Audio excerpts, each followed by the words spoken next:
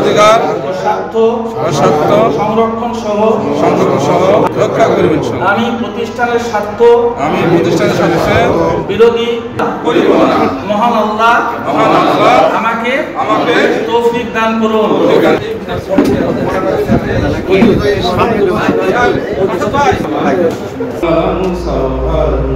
সালাম ইয়াসিন সালাম আলাইকুম তিবতুম লা ইলাহা ইল্লাল্লাহ কারিমুস সাত্তার লা ইলাহা ইল্লাল্লাহ ওয়াহদাহু লা ইলাহা ইল্লাল্লাহ মুহাম্মাদুর রাসূলুল্লাহ সাল্লাল্লাহু আলাইহি ওয়াসাল্লাম কাসীরান বিরহমাতিকা ইয়া আরহামার রাহিমিন।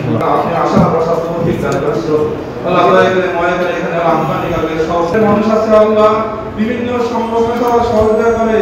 আমরা আপনাদের সাথে আলাপ আলোচনা করে এই দুঃখগুলো আমরা আগামো।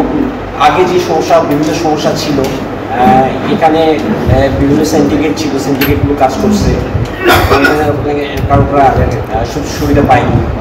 তারা এককভাবে অনেক কাজ করেছে যেগুলো অন্যরা সেই সুযোগগুলো পায়নি। তা আমরা আশা করব, আমরা সবাই মিলে চেষ্টাও করব যে সবাই যেন এখানে এই পোর্টের সমান অধিকার পায় এবং সমানভাবে কাজ করতে পারে।